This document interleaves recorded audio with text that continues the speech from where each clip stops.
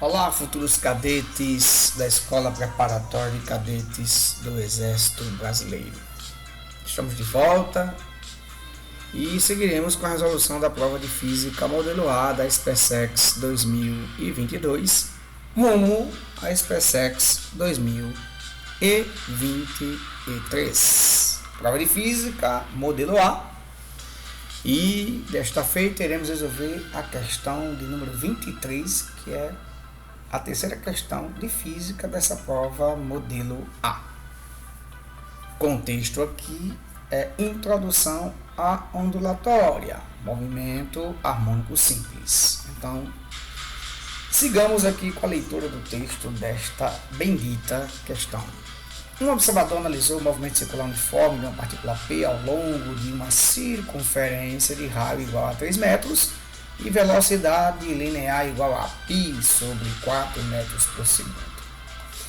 Ele fez o desenho abaixo, indicando a posição da partícula no instante de observação t igual a 3 segundos, que se desloca no sentido anti-horário da circunferência. Figura aqui logo abaixo. Desenho ilustrativo fora de escala. Ele também traçou um eixo X ao longo do diâmetro, com sua origem no centro da circunferência. Está aqui o eixo X, ao longo do diâmetro da circunferência, ao longo do diâmetro horizontal da circunferência, com origem no centro da circunferência.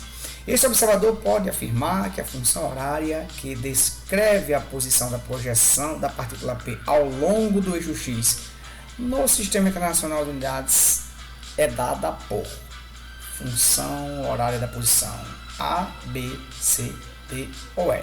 Mais uma vez, somente uma função horária aqui da posição, somente uma dessas funções horárias aqui para a posição dessa partícula que descreve o movimento circular uniforme ou movimento harmônico simples, somente uma é verdadeira.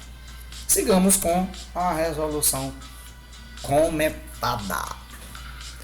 Para encontrarmos a função horária que descreve a posição da projeção da partícula P ao longo do eixo X, precisamos utilizar a função horária da posição do movimento harmônico simples, MHS, com amplitude máxima igual ao raio da trajetória circular do movimento circular uniforme. Ou seja, a amplitude máxima desse MHS é igual ao raio da trajetória do movimento circular, que na questão é igual a 3 metros. Logo aqui no início a gente consegue perceber isso. Ok?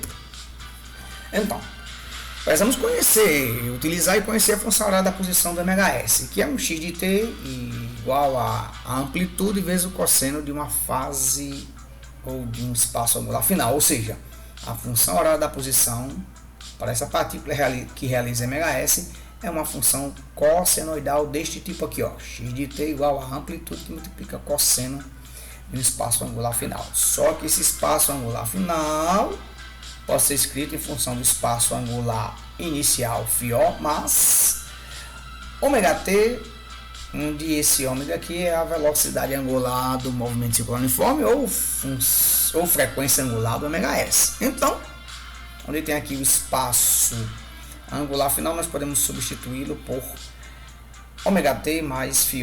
Então, a função horária da posição desse MHS, x de t, agora fica como sendo igual a amplitude vezes cosseno de ômega-t mais a fase inicial, o espaço angular inicial que a gente chama aqui de φ. O que é que nós temos que fazer?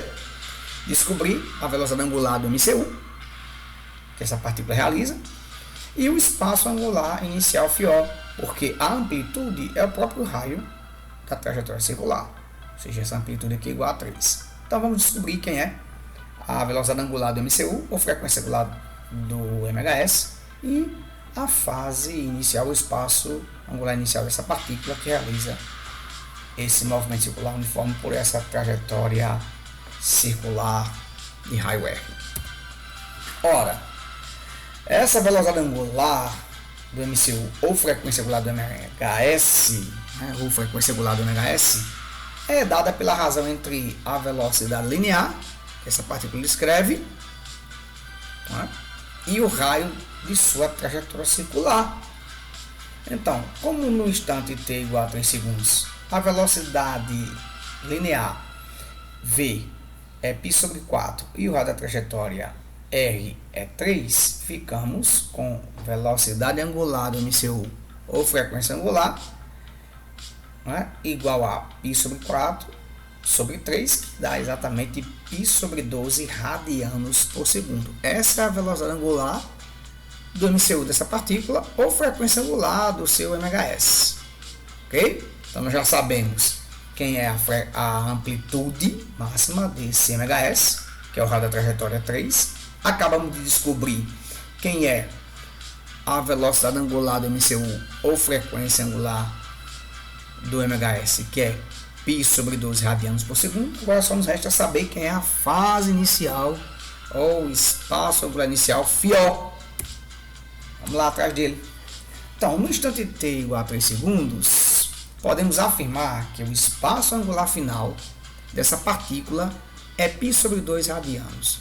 Por quê? Porque ela acaba, no instante t igual a 3 segundos, ela acaba de percorrer 1/4 da circunferência. Então, isso dá um espaço angular final, ou uma fase final igual a π sobre 2 radianos. Com isso, podemos encontrar a fase inicial. É só reescrever aqui espaço angular final como sendo igual ao espaço angular inicial mais ômega t. Onde tem espaço angular final, substituímos por π sobre 2.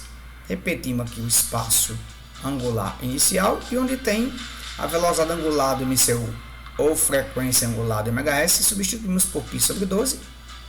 E esse instante t aqui é igual a 3. Então chegamos à conclusão que o espaço angular inicial ou fase inicial é π sobre 2 menos π sobre 4. Resolvendo aqui essa diferença de fração, chegamos a um espaço angular ou fase inicial igual a π sobre 4 radianos por segundo. Então, chegamos à conclusão que a amplitude máxima desse MHS é 3. A frequência angular desse MHS ou velocidade angular do MCU é π sobre 12. E a fase inicial,